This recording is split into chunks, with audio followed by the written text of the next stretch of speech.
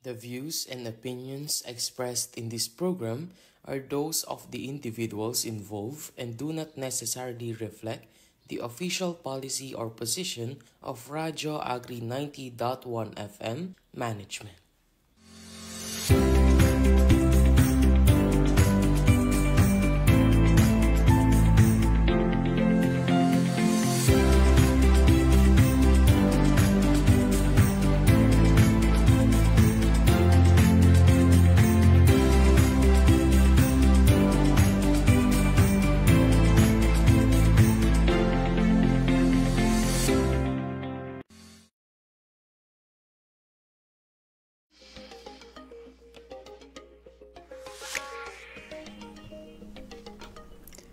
Good morning mga ka-Radyo Agri, kayo po ay nakatutok sa Radyo Agri 90.1 FM, Philmec Kasaganaan para sa Bayan.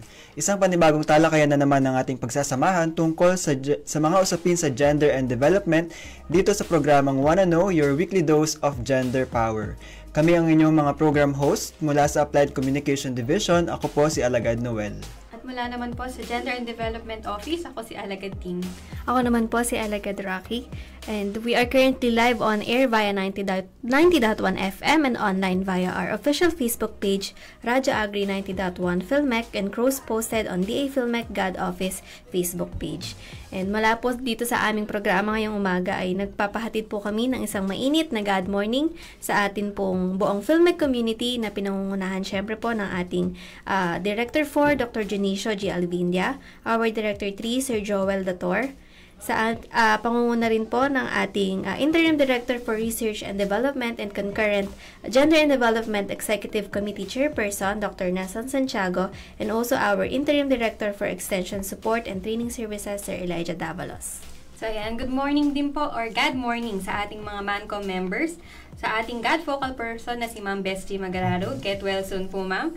And also sa ating mga masisipag na members ng ating GAD Technical Working Group. And also yung ating mga karadyo dyan na nakikinig sa atin ngayon via on-air and Facebook Live. Ayan, at before tayo mag-start, basahin muna natin ang ating GAD News. So, nitong nakaraang June 30 lamang po, ang Philmec staff ay sumailalim sa Gender Sensitivity Training para sa pagpapalalim ng kamalayan at pagpapalaganap ng pantay na pagtrato sa lahat ng kasarian. Nagsagawa ang Philmec Gender and Development Office ng Gender Sensitivity Training para sa mga kawani nito noong June 30 hanggang July 1. Layunin ng aktibidad na linangin ang kaalaman ng mga empleyado hinggil sa gender issues, stereotyping at diskriminasyon upang maisulong ang isang inklusibo at makataong kapaligiran sa loob ng ahensya. Ibinahagi ni GAD Specialist Miss May Angelica A. Saludes mula sa Philippine Commission on Women o Komisyon ng mga Kababaihan sa Pilipinas ang mga kaalaman sa naturang pagsasanay. So ayan, ngayon naman tatalakayin natin ngayon, very brief lang yung ating naging topic last episode. So napag-usapan natin yung gender discrimination at kung ano nga ba yung pagkakaiba nito sa mga konsepto ng sexism, gender bias at gender stereotype. So nagbigay rin tayo dito ng mga key idea at mga halimbawa ng mga nasabing gender issues. So atin din pong napag-usapan kung saan nga ba pwede maganap itong gender discrimination. Mostly ito ay makikita natin sa employment, education, relationships, online and public space, media and entertainment, healthcare, home and family. So natalakay din natin yung epekto ng gender discrimination sa ating mental health, physical health, mababang access sa mga oportunidad at mababang self-esteem at confidence. And lastly, paano nga ba ito nakakaapekto or yung gender discrimination, kung paano ito nakaka-apekto sa ating workplace. So, kasama na nga din dito yung lost productivity, high employee turnover, at damaged morale. Ayan, so mga karadyo, maiba naman tayo ngayong araw, So, ang programa po natin ngayon ay pag-uusapan natin or tatalakayin natin ang buhay ng isang prominent woman in her story. Siya po ay si Amelia Earhart, one of the world's most celebrated American aviator or piloto. Siya rin ang unang babaeng solong lumipad sa Atlantic Ocean. And so, ang ating impormasyon po ay nanggaling sa isang article ng National Geographic na pinamagatang Amelia Earhart's life is way more interesting than her mysterious death. And so, Ayan, kung mababasa nyo po sa inyong screen, ayan, so, nakalagay dyan, I believe, na sinabi ni Amelia, sinabi ito ni Amelia Earhart na I believe that a girl should not do what she thinks she should do, but should find out through experience what she wants to do. So, ano nga ba yung ibig sabihin nito? So, base doon sa sinabi ni Amelia Earhart na hindi dapat nakakahon ang isang babae sa dapat, no? Dapat may kalayaan siyang tuklasin at piliin kung ano ang gusto niyang tahakin sa buhay base sa sarili niyang karanasan. So ang mensaheng ito ay pagpapalaya at pagtuklas sa sarili at lakas ng loob. So yun. So sino nga ba si Amelia Earhart? So si Amelia Earhart daw po ay ipinanganak sa Kansas noong July 24, 1897. Ang kanyang mga magulang ay si Edwin at Amy Earhart. Siya ay panganay sa dalawang magkapatid na babae. Galing sa simpleng pamumuhay ang tatay niya pero naging abogado, habang ang nanay niya ay galing sa kilalang pamilya sa lugar na pinahahalagahan ang edukasyon at pagtulong sa kapwa. So si Amy or Amelia Mary Earhart or Amy ay bata pa lang daw siya ay nagsolo siyang umakyat ng bundok sa Colorado. Ayan, so ayon sa ilang kwento ng pamilya niya, hindi siya pinayagang mag-college ng ama niya na may makalumang paniniwala raw. So ayaw ni Amy na danasin iyon ng mga anak niya, kaya sabi niya naniniwala ako na bawat babae ay dapat may pinagkakaabalahan na pwedeng pagkakitaan kung kailangan. So isinulat niya yun noong 1944. So kaya bata pa lamang daw lumalaban na sa nakasanayan ang mga anak ni Amy. Nagsusuot sila ng mga bloomers imbes na palda habang naglalaro ng sports sa labas o yung mga outdoor activities na kadalasan na nakikita before na ginagawa ng mga batang kalalakihan. And ayun nga, sa kasamaang palad ay nabuhay daw siya sa panahong ang mga babae ay inaasahang manatiling babae lang. So yun yung sinulat ni Earhart sa kanyang autobiography noong 1932. At naaalala niyang tinitignan sila magkakapatid na kakaiba dahil sa pagiging aktibo nila at sa interes nila sa mundong lampas sa Kansas, ayun nga kung saan sila nakatira noon. So ang mundong kinalakihan nila ay puno ng kalituhan pagdating sa papel ng kababaihan sa lipunan. Mabilis ang paglawak ng karapatan ng mga babae at nakuha pa nga nila ang karapatang bumoto noong nasa 20s na si Amelia. Compared ngayon no, na pagka 18 years old ka na, pwede ka nang maging registered voter. So ayun, pero marami pa ring mga Amerikano before nga daw na duda at hindi tanggap na pumasok ang mga babae sa mga larangang yun nga, tinitignan ng society before na panglalaki lang. Lalo na sa mga pampublikong lugar na eksklusibo nga lang daw sa mga kalalakihan. So, ayan, no? To continue itong buhay ni Amelia Earhart, so, imbis daw na unahin niya yung pag-aasawa at pagkakaroon ng anak, mas pinili ni Amelia na magkaroon ng sariling career at kalayaan. Pero kakaunti lang yung mga opportunity daw noon, kaya napunta siya sa trabahong serbisyo, una bilang nurse aide sa mga military hospital sa Canada noong World War I, at pagkatapos ay bilang isang social worker noong 1925. So, ito na nga, papunta tayo sa exciting part. Amelia Earhart takes flight. So, yung kwento niya nito, noong unang panahon daw ay tinuturing na matinong propesyon para sa mga babae ang pagiging isang social worker. Pero may isa pang hilig si Earhart na hindi ganon katanggap-tanggap ng lipunan. So, yun yung paglipad or yung pagiging isang piloto. So, lumaki siya kasabay ng pagsibol ng aviation na unti-unting sumikat pagkatapos ng matagumpay na unang paglipad ng Wright Brothers noong 1903. So, si Wright Brothers nga po yung inventor ng mga airplane. So, unang nakita ni Amelia ang isang eroplano sa isang perya noong 1907 at bilang isang 10 taong gulang, hindi siya na-impress. So, sabi niya na para lang daw itong kalawangin at walang kwentang makina. So, yun, grabe naman si Amelia maka-roast, ano. So, yan, nagbago ang lahat ng kanyang pananaw noong 1920 nang isama siya ng kanyang ama sa isang air rodeo sa Long Beach, California. So, karaniwan ng mga ganitong palabas noon, mga dating piloto sa digmaan na nagpapakitang gila sa ere yung mga kasali, no? So, kinabukasan, sumakay daw si Amelia sa isang 10-minute long flight kasama ang barnstormer na si Frank Hawks. So, kahit 2,000 talampakan lang ang inakit ng eroplano, tila dinala na si Amelia sa ibang mundo. So, sabi ni Amelia, pagkaalis pa lang namin sa lupa, alam kong gustong-gusto ko na mismo ang lumipad. So, yun yung sinabi niya.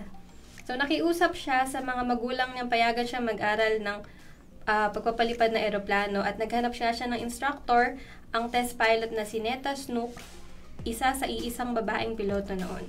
So, noong 1923 naman, nakuha ni Amelia ang kanyang lisensya mula sa Federation Aeronautic International, ang opisyal na tagapamahala ng sports aviation.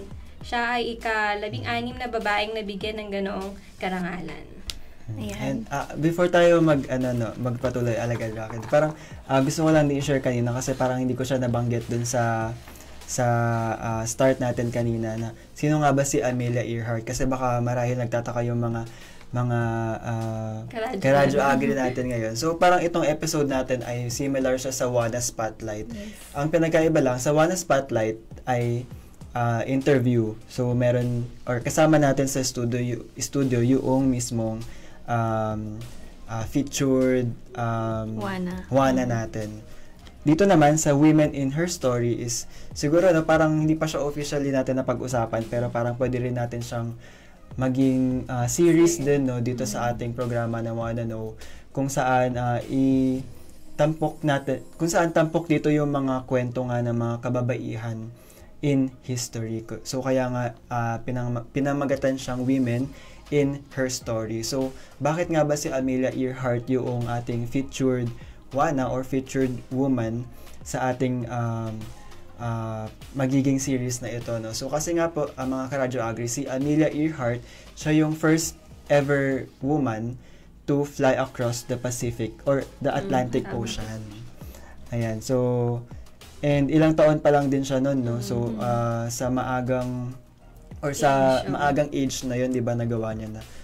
Compared sa atin ngayon, syempre, although before naman paano ba natin mai-compare, pero ngayon kasi 'di ba, kung titignan natin, konti lang din naman talaga yung mga nasa aviation, mga babae na mga piloto, 'di ba? Kasi more on flight attendant, ganun. So kung titignan pa rin natin ngayon, konti pa lang din talaga yung mga kababaihan na mga piloto. And yun nga din, 'di ba, pag may nababasa tayo ng mga news, like for example, nung Women's Month, may all women crew na flight, 'di ba? So parang doon pa lang believe na tayo. What more pa kaya yung mga nagawa ni Amelia before na at that age ay na-attain niya na yun. Pero as we discuss yung buhay niya, malalaman natin or mas makikilala pa natin siya na ayun nga, medyo tragic din kasi yung nangyari sa kanya. Pero kahit ganun, parang nananatili pa rin yung legacy niya, yes. 'Di ba? So nananatili pa rin siyang inspiration sa mga kababaihan na gustong mag-take din ng or gustong pumunta sa ganong field. Ayan. So, yun, Alagad Rocky. Ayan, to add since before nag-feature tayo sa WANA Spotlight ng Women in Science, 'di ba? Nabanggit din natin na pag-usapan natin doon yung mga role model, mga ganon, 'di ba? Yung mga inspiration ng mga ating kapwa scientists, mga engineers dito. And isa si Amelia Earhart sa masasabi natin na ang mga role model pagdating sa field ng STEM, ng Science and Technology. So, pag-usapan naman natin yung kanyang pagsikat at yung mga record-breaking flights niya. So, noon nga kanyang early 20s, dumaan si Earhart sa matinding pagsubok. Nakaka-relate tayo dyan. Kulang siya sa pera. Kulang siya sa pera at may mga iniindang sakit, ganyan. So, para matustusan yung pag-aaral niya sa paglipad at makabili ng sarili niyang eroplano, kumuha siya ng iba't ibang trabaho. Ayan, sideline siya. Ayan. Aktibo rin siya sa mga lokal na sangay ng National Aeronautical Association. So, noong 1928 nga, inalok si Earhart na maging kauna-unahang babae na tatawid ng Atlantic Ocean sakay ng eroplano. So, isang delikadong biyahe daw kasi itong gagawin na to since malayo siya and malawak ang Atlantic Ocean, ano. So, dahil nga din sa kagustuhan niya, ayan, so pinamunuan ng piloto na si Wilmer Slutz at co-pilot niya na si Lewis Gordon yung flight na yon. And si Earhart naman bilang pasahero lang ay wala siyang bayad. So, for the experience siguro si Earhart, ayun. So, pero dahil din since part nga siya no, na tugurian siya na first woman to fly or to cross the Atlantic Ocean. So, gusto niya nga nung siguro nung time na yun, ano, nagkaroon siya lalo ng passion at saka ng deep, ano ba ang tawag doon? Appreciation. Oo, yun, sa pagmaneuver.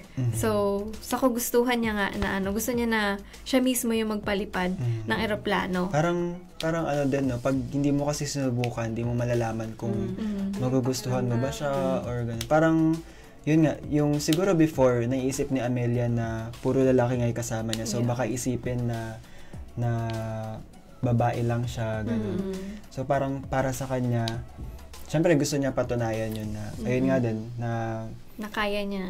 Kaya niya. Pero yun nga, like yung sabi niya kanina, yung sa quote niya, paano mo malalaman na gusto mo talaga yung isang bagay kung hindi mo susubukan? Kasi parang ayaw mo din naman makulong yung sarili mo sa iniisip ng iba, na yun nga, na babae dapat nasa bahay lang, ganun. Social work. Nag-aalaga ng mga kapatid.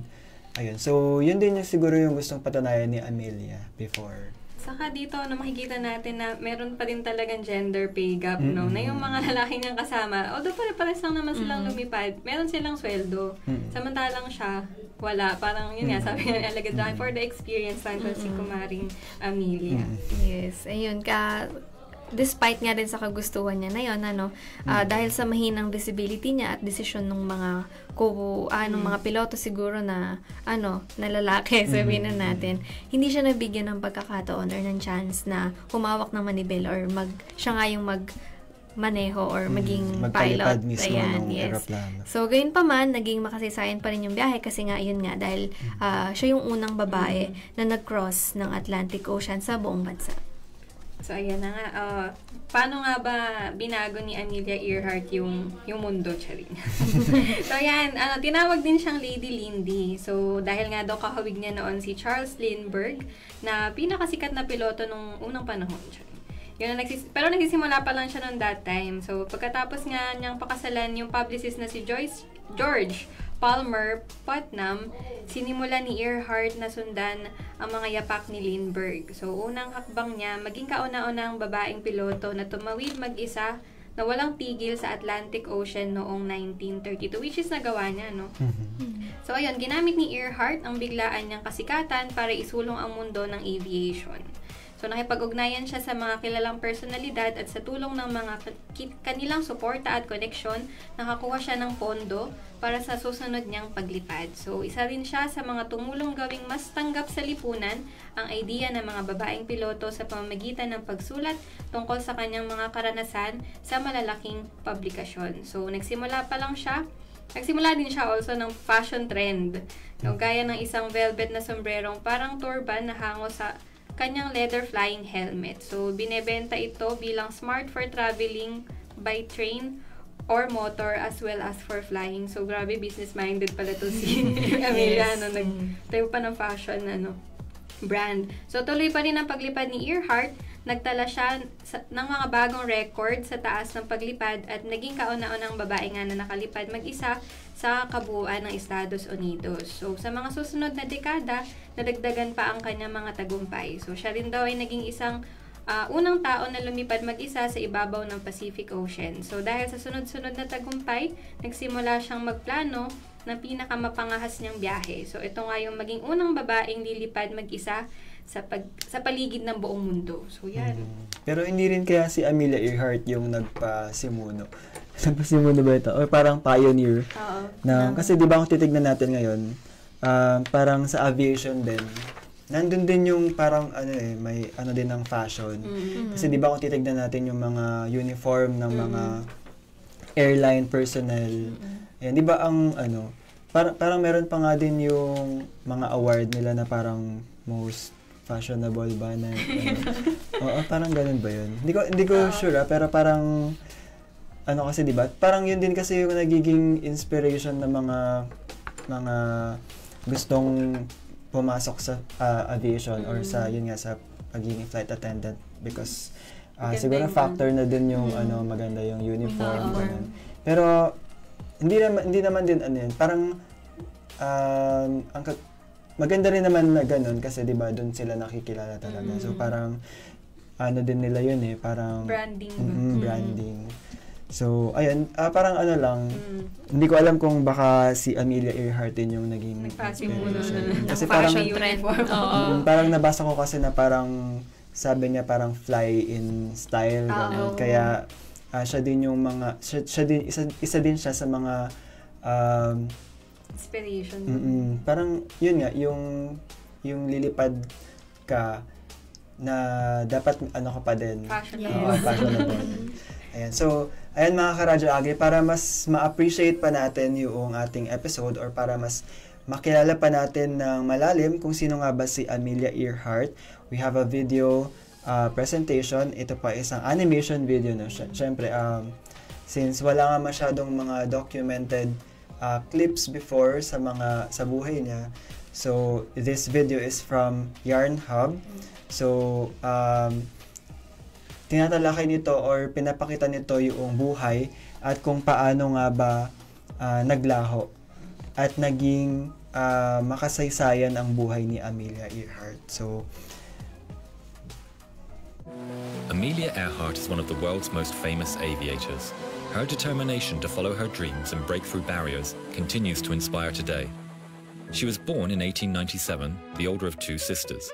As children, Amelia, who was mostly called Mealy, and her younger sister Grace, who was also known as Pidge, could be found doing boisterous activities and not at all conducting themselves like young ladies of the time. Their mother Amy had them wearing bloomers and didn't see the attraction of shaping her daughters into nice little girls. They had an active life in the outdoors and spent much of their time catching insects and other wildlife. Amelia developed an urge for thrill-seeking at an early age. When just 7 years old, she decided to make a homemade roller coaster attached to the family tool shed. Throwing herself down a homemade slide, she flew off the end and landed in a heap, ripping her dress and bleeding from the lip.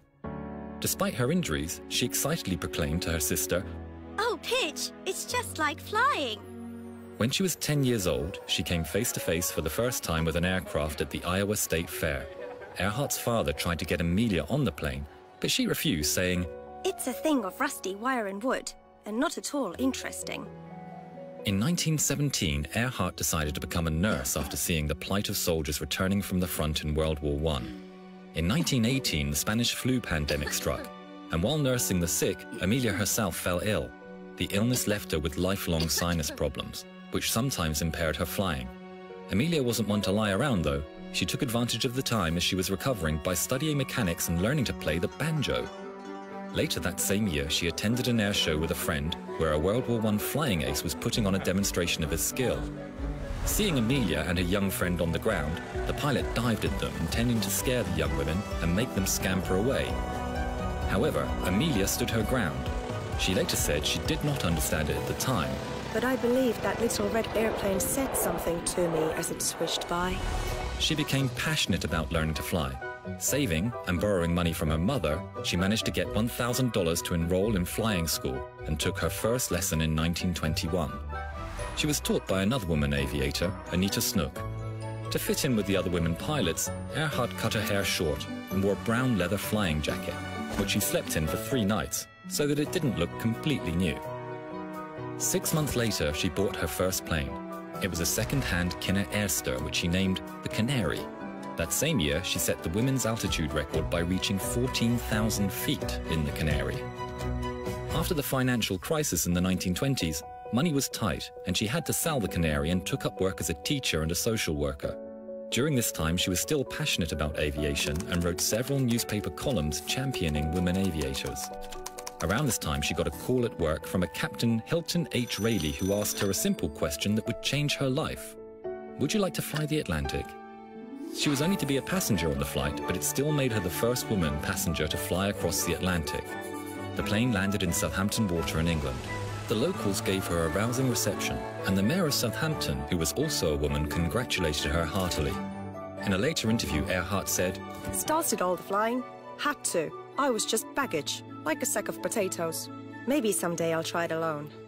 Returning to America, she was hailed as the Queen of the Air by newspapers. She became associate editor at Cosmopolitan and had a number of celebrity endorsements for many products, including clothes and luggage, and of course, commercial flying. She now pushed for an untarnished record of flying achievements of her own. In 1928, Earhart became the first woman to fly solo across the North American continent and back. In 1931, she set a world altitude record of 18,415 feet. In 1931, she married her publisher George Putnam after he had proposed to her 6 times. In a letter to her husband delivered to him on the day of the wedding, she wrote, I want you to understand, I shall not hold you to any medieval code of faithfulness to me, nor shall I consider myself bound to you similarly. She kept her surname, and she considered her marriage as being one of dual control. On May the 20th, 1932, Earhart set off from Newfoundland for what is seen to be her greatest achievement, the first woman to fly solo across the Atlantic. It took almost 15 hours. She landed her Lockheed Vega 5B in Ireland, where she was greeted by the locals, who asked, Have you flown far? Earhart replied, From America. In 1937, approaching her 40th birthday, Earhart said, I have a feeling that there's just one more good flight left in my system. That flight was to be an attempt to fly around the world. On July 2, 1937, Earhart and her navigator Fred Noonan took off from Lae in New Guinea with a destination of Howland Island in the Pacific, a tiny piece of land 2,200 miles away. Special navigation procedures were put in place. Radio contact was to be made with the US Coast Guard ship Itasca off Howland Island. Using direction-finding equipment, Earhart should have been able to navigate in. After taking off from Lae, Earhart encountered problems with overcast skies and rain. Some witnesses reported that the radio antenna may have been damaged. Nearing Howland Island, the communication was confused and sporadic, and for a number of reasons it was not sufficient to determine direction. The last communication from Earhart was at 8:43 a.m. We are running north and south. The Itasca began a rescue after she failed to land on Howland, but nothing was found. On January 5, 1939, Earhart was declared legally dead. No trace of the world's most famous female pilot, her navigator, or their plane has ever been found. In a letter to her husband to be opened in the event of her death, she wrote, Please know I'm quite aware of the hazards. I want to do it because I want to do it. Women must try to do things as men have tried.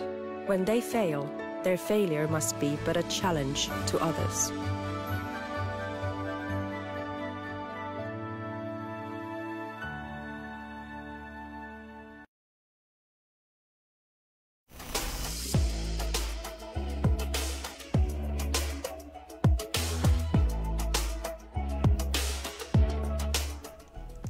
Ayan. So muli po nagbabalik ang programang Wanna Know dito pa rin yan sa Radyo Agri 90.1 Filmek, kasaganaan para sa bayan.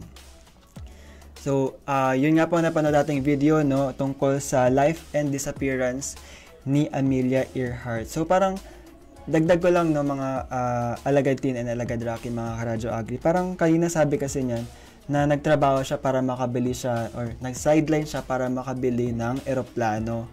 So parang magkano kaya yung eroplano nun, no? Parang laki-laki yung napal doon. Pero yun nga siguro yung ano, no, kung titignan natin yung mga eroplano before is yung mga maliliit na eroplano. Pero kahit na, no, parang kung bumili ka ng ano nga lang kotse nga lang, 'di ba? Magkano na sa panahon ngayon. So what more pa kaya Ayan. So, ayun nga, next naman natin na pag-uusapan is yung, or baka meron pala tayo mga, kayo, baka mayroon kayo mga gustong batiin. Ayan. So, ayan. So, batiin mo natin siguro yung mga nanonood sa live natin. So, meron tayong viewers ayan, Filmek viewers, si Vanessa. Hello, Vanessa. And kung nanonood man po si Ma'am Isis, hello po, dyan sa IARCD. And kung nanonood man din po si Ma'am Bestie Magraro, ang aming GAD focal person. God morning po, ma'am. And sa mga nakasubaybay pa rin sa ating programa, God morning. Ayan, so bilang pagpapatuloy ng story ni Earhart sa ating series na ito na Women in Her Story, kung saan nag-feature tayo ng mga makasaysayang buhay ng mga kababaihan in history. So kaya nga Women in Her Story. Ayan. So expect pa siguro ng mga karadyo agri natin na mauulit pa ulit tong episode natin na to, na i-feature naman din natin yung mga ibang kababaihan before. Ayan. So, kung meron po kayo mga gustong marinig or mga gustong women na kilala nyo, na natatandaan nyo, na napag-aralan nyo sa elementary days, ayan, you can comment sa ating comment section, or you can message sa ating official Facebook page, Radyo Agri 90.1 PhilMec, or sa ating official GAD Facebook page, DA PhilMec GAD Office. Ayan, so bilang to continue yung ating topic, so noong based nga no sa ating napanood na animation video, noong June 1, 1937 nga raw ay lumipad si Earhart sakay ng kanyang eroplano. Ito nga yung Lockheed Electra mula Oakland, California, habang pinapanood at sinusuportahan siya ng buong mundo. So, ayun, saksi yung buong mundo sa makasaysayang paglipad nila kasama ng kanyang kasama na si Fred Noonan. So, every time na magre-refuel daw sila sa mga bansa na hinihintuan nila, parang inaabangan sila. So, pinapanood talaga sila ng mga ng crowd.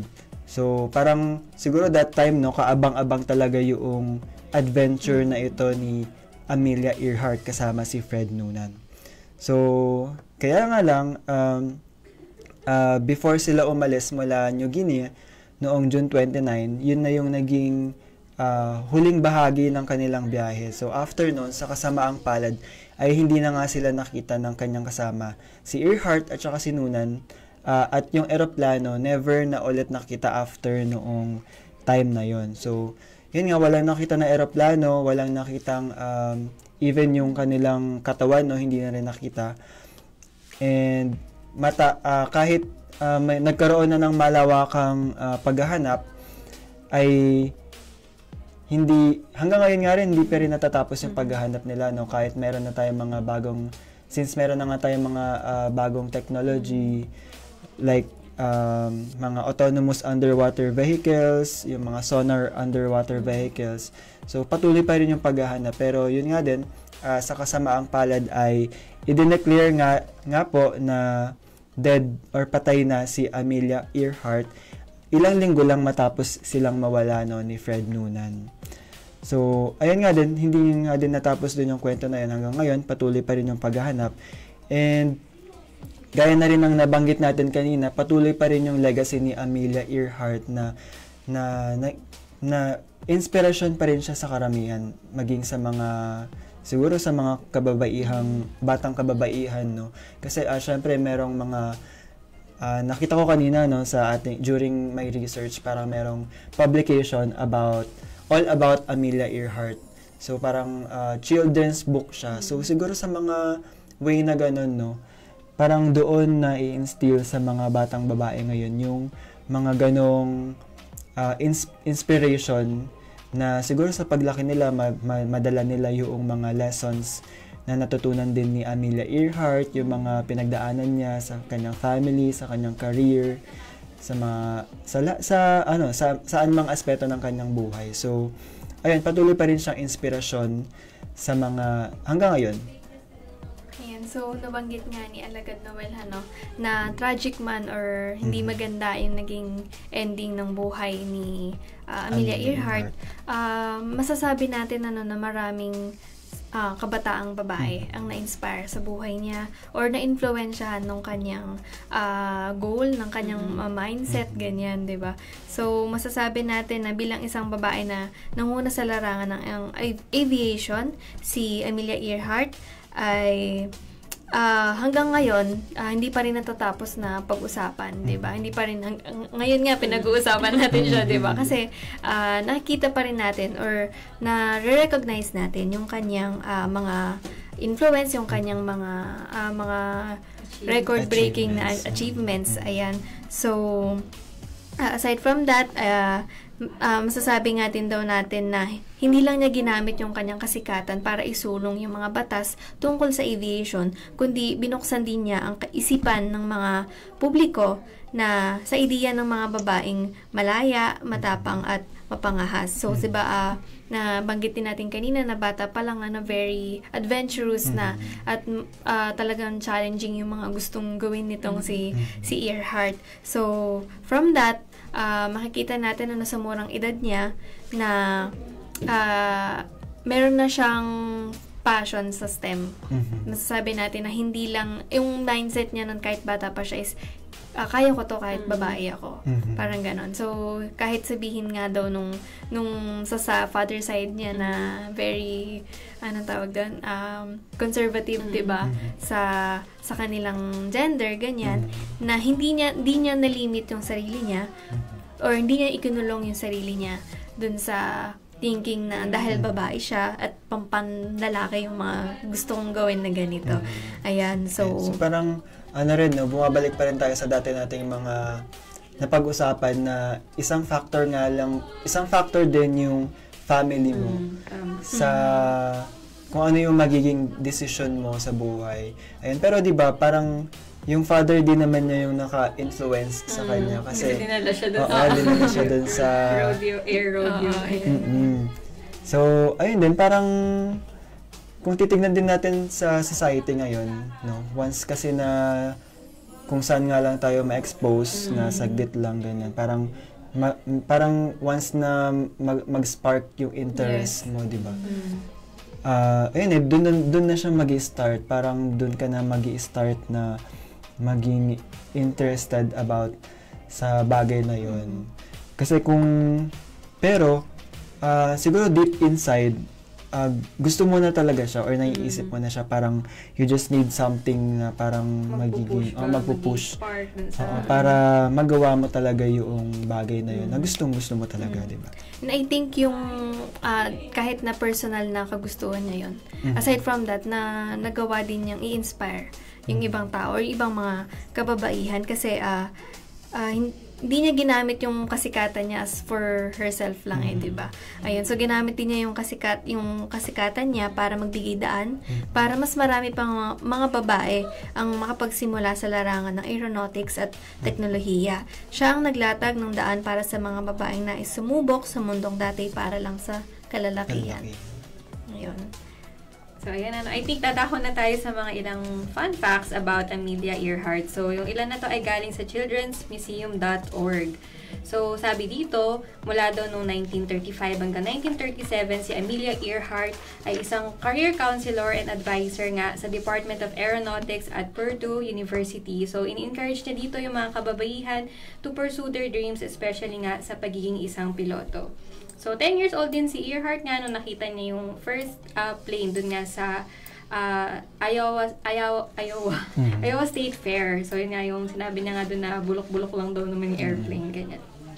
So, si Amelia, nag-took siya ng kanyang first flying lesson noong January 3, 1921, nung siya ay 23 years old. So, hindi din niya gustong magsuot ng aviator goggles at nagsusuot lang siya nito talaga kapag kinakailangan kapag siya ay lilipad.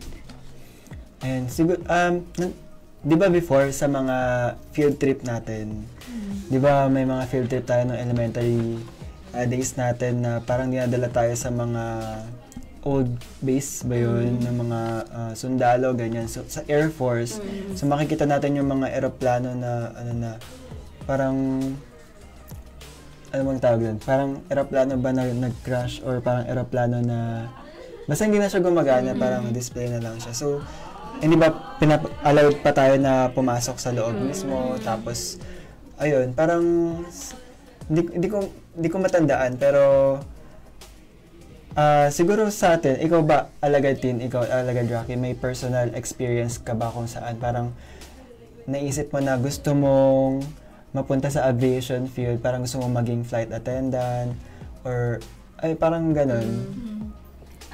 Personally sa akin, yung sa pagiging flight attendant, pumasok din siya sa isip ko, kaso nga lang, sa height pa lang, hindi na ako tatanggapin.